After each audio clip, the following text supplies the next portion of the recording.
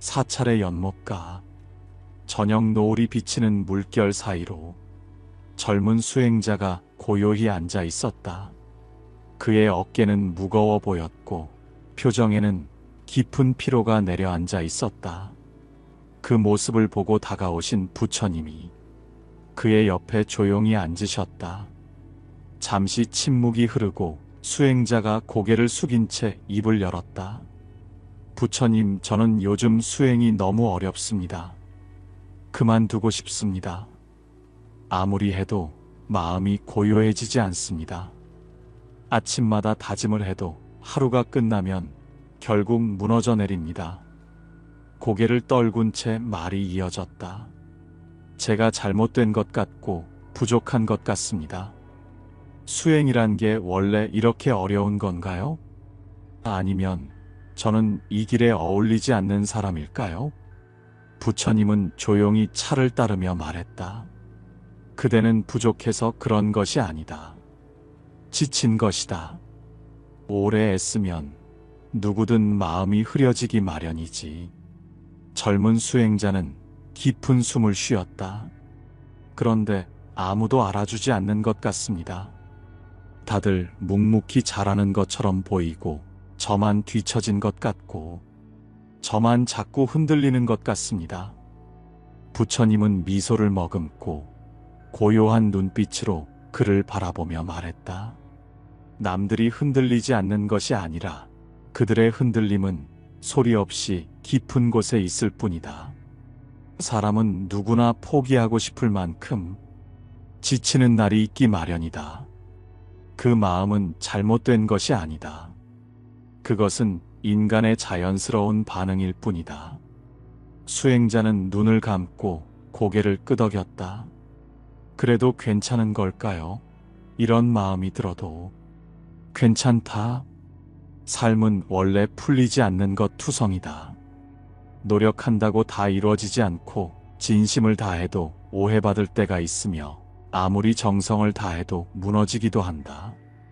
그러니 힘겨운 마음이 드는 것은 당연하다. 그는 한참을 침묵한 채 앉아 있었다. 스승의 말은 소리 없이 가슴 속에 스며들었다. 그럼에도 불구하고 오늘도 자리를 지켰다는 것, 그것만으로도 그대는 이미 이 길 위에 있다. 그 말에 수행자의 눈가에 조용히 물기가 맺혔다. 말없이 고개를 끄덕이며 그는 스스로를 다독였다. 포기하고 싶은 그 마음마저도 품을 수 있을 때 비로소 마음은 다시 앞으로 나아갈 수 있다는 것을 그는 조금씩 느끼고 있었다. 피어나는 건 가장 조용한 밤이었다. 그날 밤 제자는 잠을 이루지 못하고 있었다. 누운 지 오래였지만 마음이 불편했다.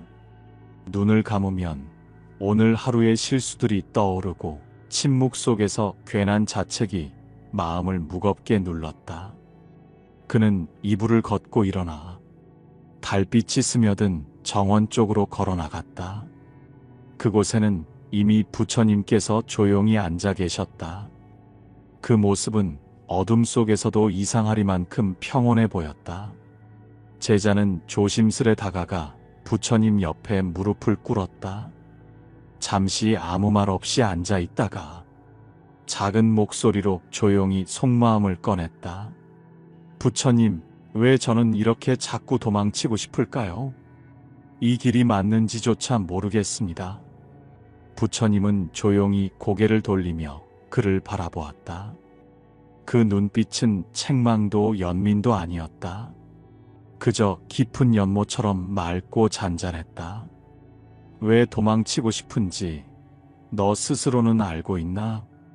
지쳤습니다. 몸도 마음도요. 수행을 하면 편안해질 줄 알았는데 오히려 더 힘듭니다. 내 안의 괴로움이 더 커지는 것 같고 하루하루가 더 버겁습니다. 부처님은 고개를 끄덕이며 잠시 하늘을 올려다보았다. 그리고 나직이 입을 열었다. 연꽃을 본 적 있지? 네, 있습니다. 그 연꽃이 어디서 피는지는 알고 있나? 진흙에서 핍니다. 그래, 그 고운 꽃도 처음엔 진흙 속에서 시작되지. 더럽고 탁하고 누구도 내려다보지 않는 땅속, 그곳에서 뿌리를 내리고 어둠 속에서 길을 뚫고 올라오지. 부처님은 연못을 바라보며 말을 이었다. 지금 내가 괴롭고 흔들리는 이유는 바로 그 뿌리를 내리고 있기 때문이다. 사람들은 꽃만 보려고 하지 그 아래에 진흙은 보려고 하지 않아. 하지만 진짜 자라는 시간은 바로 그 어두운 밑바닥에서 이루어지는 것이다. 제자는 조용히 손을 모으고 말했다. 하지만 그 시간이 너무 깁니다. 아무리 기다려도 저는 아직도 연꽃처럼 피어오르지 못하고 있습니다. 부처님은 미소를 머금고 고개를 저었다. 꽃은 피기 전 가장 깊이 뿌리를 내린다. 너는 지금 피어나지 못한 게 아니다. 너는 지금 자라고 있는 중이다. 제자는 말없이 눈을 감았다. 마음속에 진흙이라는 단어가 오래 맴돌았다.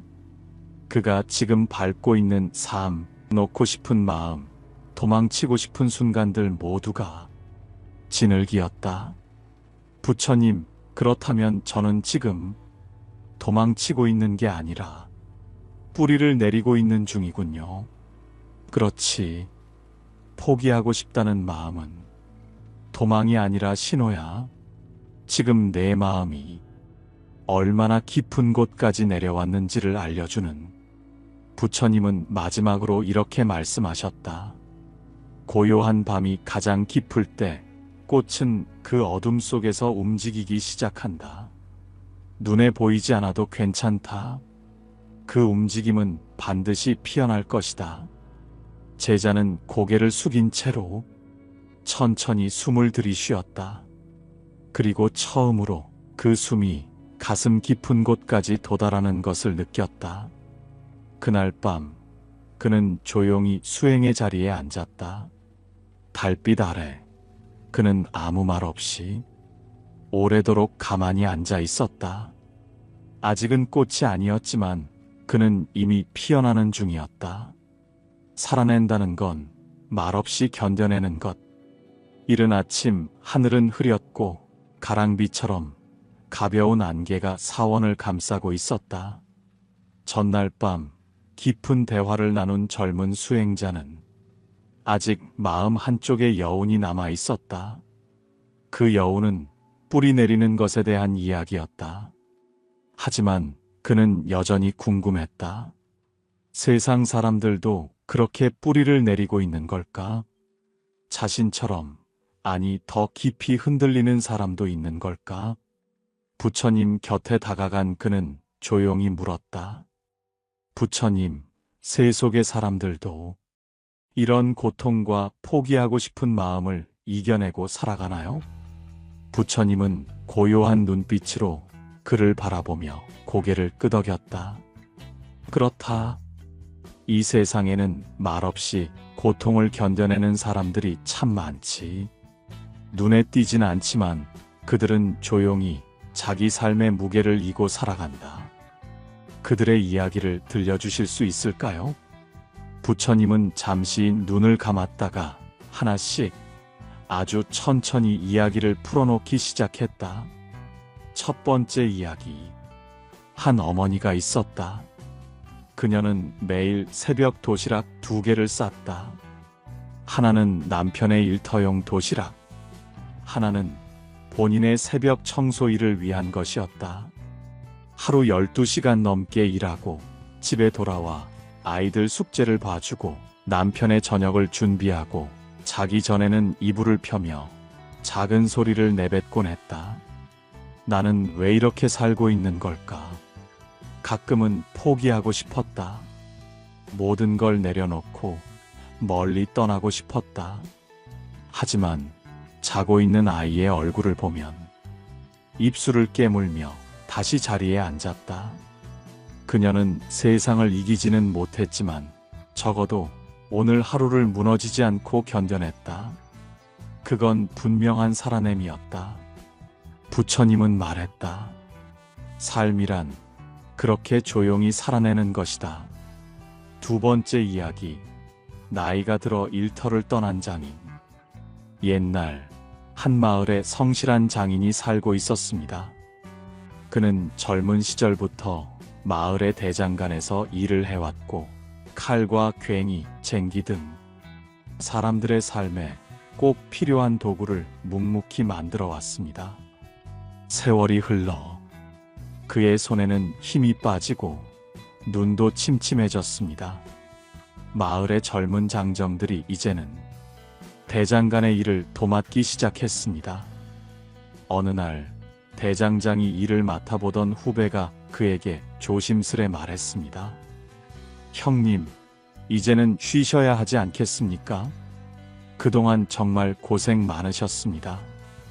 그는 조용히 웃으며 고개를 끄덕였습니다.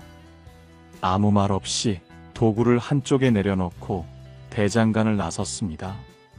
그날 밤 그는 평소 자주 앉던 마루에 앉아 자신이 직접 만든 낫 한 자루를 오랫동안 바라보았습니다. 다음 날 아침 그는 마을 뒷산으로 걸어갔습니다. 햇살은 따뜻했지만 마음은 왠지 낯설고 허전했습니다. 이제 나는 어디에 쓸모 있는 사람일까? 무엇을 하며 살아야 할까? 며칠 뒤 그는 새벽에 일어나 사찰 뒷마당의 뜰을 조용히 쓸기 시작했습니다. 누가 시킨 일은 아니었습니다. 때때로 나무를 다듬고 새가 엉킨 울타리를 정리하고 허물어진 돌담을 쌓아 올리기도 했습니다. 누구도 알아주지 않았지만 그는 마음을 지키기 위해 자신의 손으로 하루를 단정히 살아냈습니다. 그 모습을 본 부처님께서는 조용히 말씀하셨습니다. 삶의 자리를 잃는다고 그 사람이 사라지는 것은 아니다. 마음을 잃지 않은 이는 어디서든 다시 피어난다. 세 번째 이야기. 길을 잃은 젊은 수행자. 한 젊은이가 있었습니다. 그는 가난한 집에서 태어났고 어릴 적부터 배움에 목말라 있었습니다. 장성하여 여러 사찰을 돌며 경전을 배우고 스승을 찾아다녔지만 늘 마지막에 문전에서 거절당하곤 했습니다. 그는 어느 순간부터 사람들의 눈을 피하고 산속 움막에 숨어 지내기 시작했습니다. 누가 그를 욕한 것도 아니고 누가 손가락질한 것도 아니었습니다. 그저 그는 스스로를 점점 더 작게 느끼고 있었습니다. 어느 날 밤 그는 불빛도 꺼진 조용한 방 안에서 나무 조각 하나를 집어 벽에 짧은 글귀를 새겨넣기 시작했습니다. 나는 지금도 숨을 쉬고 있다. 나는 아직 끝나지 않았다. 나는 살아있는 중이다. 그날 이후 그는 나무 조각에 짧은 글귀를 하루에 한 줄씩 남기기 시작했습니다. 오늘도 무너지지 않았다. 나는 다시 걸을 수 있다. 내 안의 불씨는 아직 살아있다. 비록 세상은 그를 알아주지 않았지만 그는 조용히 자신의 마음을 일으켜 세워갔습니다. 그가 새긴 글귀는 결국 자기 자신을 붙잡아주는 기도문이 되었습니다. 부처님께서는 그 이야기를 들려주시며 이렇게 말씀하셨습니다. 자기 안에서 자신을 다시 일으키는 이는 가장 고요한 길을 걷고 있는 자이다. 고요히 흘리는 눈물 속에서 피어나는 지혜가 있다. 스스로를 지키기 위해 아직도 자신이 살아있다는 걸 증명하기 위해 다시 한 걸음을 내디뎠다. 부처님은 조용히 말씀하셨다. 자리를 잃은 사람도 마음을 잃지 않으면 다시 피어난다. 세 번째 이야기. 한 젊은 수행 희망자가 있었습니다. 그는 어려서부터 경전을 배우고 싶어 했고 지혜로운 스승을 만나 깨달음의 길을 걷고자 마음먹었습니다. 하지만 여러 사찰을 찾아다니며 문을 두드렸으나 언제나 마지막에 가서야 받아들여지지 않았습니다. 스승들은 말했습니다. 마음이 아직 불안하구나. 수행보다 세속의 번뇌가 더 많아 보인다. 주변에서 함께 출가했던 친구들은 하나둘씩 스승을 만나 자리를 잡고 정진하며 점차 수행자의 길에 들어서고 있었습니다. 그는 홀로 남겨졌다는 생각에 점점 마음이 움츠러들었고 어느 순간부터 사람들의 눈을 피하며 혼자 외딴 움막에 머무르게 되었습니다. 그는 조용히 방 안에 틀어박혔다. 누가 말하지 않아도 그는 스스로를 점점 더 작은 존재로 느꼈다. 어느 날 낡은 노트 한 권을 꺼내 무심코 몇 자를 써내려갔다. 나는 지금도 숨 쉬고 있다. 나는 아직 끝나지 않았다. 나는 지금도 살아가는 중이다. 그는 매일 그 노트에 짧은 문장을 한 줄씩 적기 시작했다. 오늘도 무너지지 않았다. 나는 다시 시작할 수 있다. 조금씩 괜찮아질 것이다. 한 달이 지나고 그는 방 문을 열었다. 그가 세상에 다시 나온 이유는 누군가의 위로가 아니라 자기 자신이 매일 써내려간 그 조용한 문장들이었다. 부처님은 조용히 말했다. 자기를 붙드는 손은 언제나 자기 안에 있다. 그 이야기를 듣고 있던 젊은 수행자는 한참 동안 말이 없었다. 그리고 천천히 고개를 끄덕이며 말했다. 부처님, 세상 사람들도 그렇게 조용히 포기하지 않고 살아가고 있었군요. 부처님은 미소 지으며 말했다. 그래, 포기하지 않았다는 건 항상 이기겠다는 말이 아니다. 지금 이 순간에도 마음을 붙들고 있는 것, 그것이 진짜 강한 것이다. 제자는 두 손을 모으고 조용히 눈을 감았다. 그 순간 그의 마음속 어딘가에 조용히 등불 하나가 켜지는 듯 했다. 조용히 스며드는 부처님의 말씀. 사원 뒤편 나무 그늘 아래서 젊은 수행자는 눈을 감고 앉아 있었다. 이른 새벽의 공기가 아직 차가웠지만 그의 마음은 이상하리만큼 고요했다. 어제 들은 이야기들이 가슴 속에서 자꾸 울려 퍼졌다. 누구나 말하지 못한 고통을 안고 살아간다는 것. 그 고통을 안고도 하루를 살아냈다는 것. 그때 부처님이 그의 곁으로 조용히 다가오셨다. 마음이 조금은 가벼워졌느냐? 그는 눈을 뜨고 미소 지으며 고개를 끄덕였다. 부처님, 그 이야기들을 들으며 세상을 조금 다르게 보게 되었습니다. 부처님은 그 옆에 나란히 앉으시며 말없이 하늘을 바라보셨다. 잠시 후 부드러운 음성으로 말씀하셨다. 세상은 괴로움으로 가득하단다. 하지만 그 괴로움 속에도 피어나는 지혜가 있다. 젊은 수행자는 조용히 숨을 들이쉬었다. 부처님은 계속해서 말씀하셨다.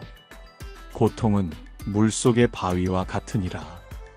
바위는 사라지지 않지만 물은 그 위를 흘러간다. 결국 바위는 흐름에 잠기게 되지. 그는 그 말을 되새기며 천천히 되물었다. 그러면 제 안의 고통도 흐르게 두면 되는 건가요? 그래. 붙잡지 말고 억지로 없애려 하지 말고 그저 흘러가도록 두어라. 고통은 흐르면 희미해지고 마음은 흘러보내며 가벼워지느니라. 그리고 다시 말씀하셨다. 비바람 속에서도 연꽃은 피어난다. 젊은 수행자의 눈에 물기가 차올랐다. 그는 스스로를 너무 오랫동안 이겨내야 하는 사람으로 여겨왔던 것이다. 포기하지 마라. 꽃은 피기 전 가장 깊은 뿌리를 내린다. 그 말은 이미 그의 마음속에서 오래오래 되뇌어지고 있었다. 부처님은 다시 조용히 말을 이었다. 모든 존재는 고통을 넘어 피어난다. 진흙 없이 연꽃이 피지 못하듯 고통 없이 지혜도 얻을 수 없다. 그는 고개를 끄덕이며 속삭였다. 그렇다면 지금 제가 느끼는 이 고통은 제가 잘하고 있다는 증거이겠지요? 부처님은 작게 웃으며 말했다. 맞다. 눈에 보이지 않는 순간이 진짜 피어나는 시간이다. 잠시 고요가 흘렀다. 새벽 안개가 걷히고 햇살이 서서히 나뭇잎 위로 내려앉기 시작했다. 그 고요 속에서 부처님은 마지막으로 한 말씀을 더 전해주셨다. 마음이 무너질 때마다 숨을 들이쉬어라. 거기서부터 다시 시작된다. 그 말은 너무 짧고 너무 단순했지만 젊은 수행자의 가슴 속에 깊이 새겨졌다. 숨을 들이쉬고 내쉬며 지금 여기 살아있다는 것만으로도 삶은 다시 시작되는 것이었다. 그는 조용히 눈을 감고 들숨과 날숨을 바라보았다. 생각도 판단도 다 내려놓고 그저 고요히 머물렀다. 그 침묵 속에서 작은 평화 하나가 피어나고 있었다. 포기하지 않게 해주는 4가지 마음 수행. 정오 무렵 나뭇잎 사이로 햇살이 살짝 스며들던 시간. 젊은 수행자는 며칠 전보다 한결 안정된 표정으로 부처님 곁에 조용히 앉아 있었다.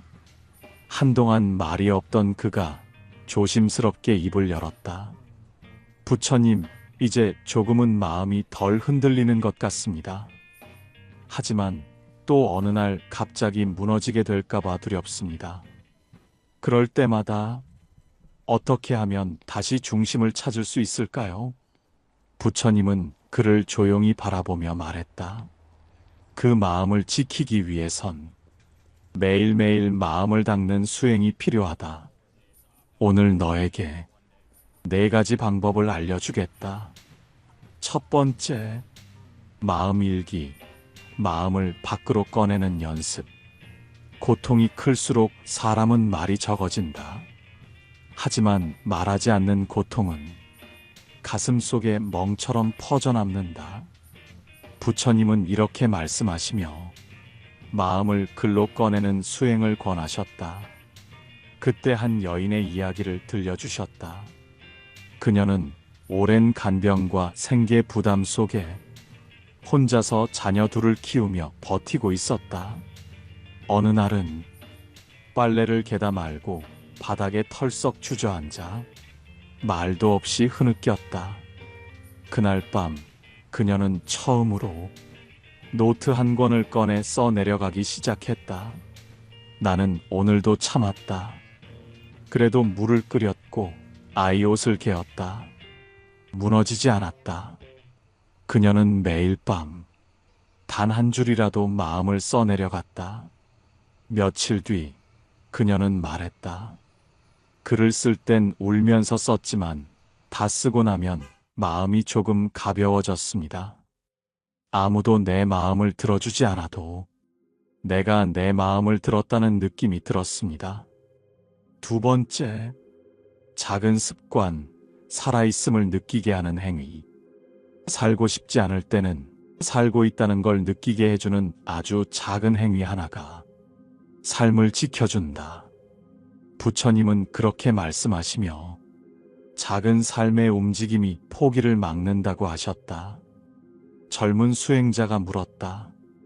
그 작은 움직임은 어떤 것입니까? 부처님은 빙긋 웃으며 말씀하셨다. 따뜻한 물을 끓이고 햇살 아래 손을 내밀며 작은 꽃을 바라보는 것. 그 모든 것이 마음을 깨우는 일이 된다. 그러고는 한 노인의 이야기를 들려주셨다. 그 노인은 자식들이 모두 도시로 떠나고 혼자 시골집에 남겨졌다. 말을 건넬 사람도 전화를 할 사람도 없었다. 하루 종일 창밖만 바라보며 시간을 보냈다. 어느 날 그는 작은 연필깎이를 꺼내 텃밭에 있는 오래된 나무에 날짜를 새겨 넣었다.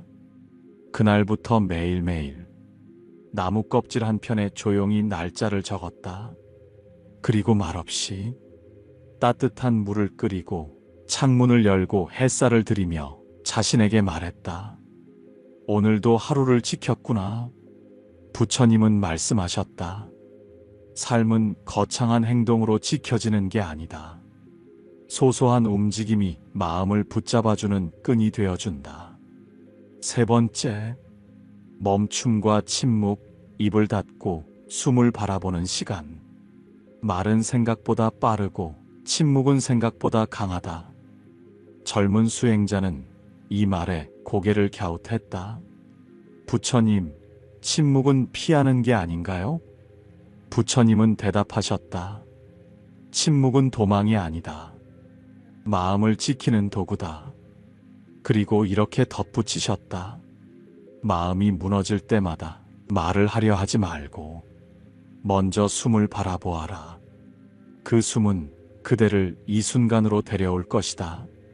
하루 3분, 입을 다물고 눈을 감고 아무 말 없이 자신의 호흡을 바라보는 것. 그 짧은 침묵은 무너지는 마음을 단단히 붙잡는 수행이 된다. 네 번째, 나를 다시 부르는 말, 스스로에게 건네는 짧은 기도. 사람들은 남을 위로하려 애쓰지만 정작 자신에게는 따뜻한 말을 걸지 않는다. 부처님은 이렇게 말씀하시며 자기에게 건네는 기도를 마음 수행의 마지막 열쇠로 전해주셨다. 그리고 알려주셨다. 누구도 보지 않는 자리에서 아무도 듣지 않아도 괜찮은 말. 나는 지금 숨 쉬고 있다. 나는 아직 살아있다. 나는 다시 피어날 수 있다. 그 말은 그 어떤 위로보다 깊이 나를 다시 일으키는 말이 된다. 젊은 수행자는 조용히 눈을 감았다. 부처님이 알려주신 4가지 마음 수행은 단순해 보였지만 그는 이미 알고 있었다. 진짜 변화는 조용한 것들로부터 시작된다는 걸. 그리고 오늘도 세상 어딘가에서 누군가는 말없이 포기하지 않고 자신만의 수행을 이어가고 있을 거라는 걸. 그는 마음속으로 조용히 기도했다.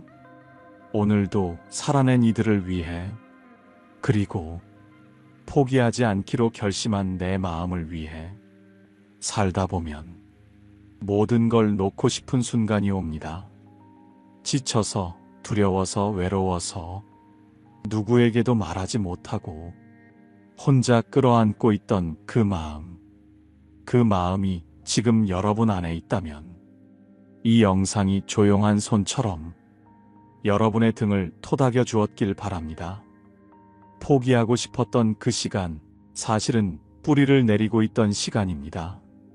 눈에 보이지 않았을 뿐 여러분은 조금도 멈추지 않았습니다. 여전히 살아있고 여전히 견디고 계십니다. 오늘 하루도 그것만으로도 충분합니다. 여러분 잘 살고 계십니다. 그리고 여러분은 반드시 다시 피어날 것입니다. 오늘의 이 고요한 시간이 당신의 내일을 조금 더 따뜻하게 해주길 바랍니다. 달빛지혜였습니다. 평안한 하루 되세요. 나무 아미타불.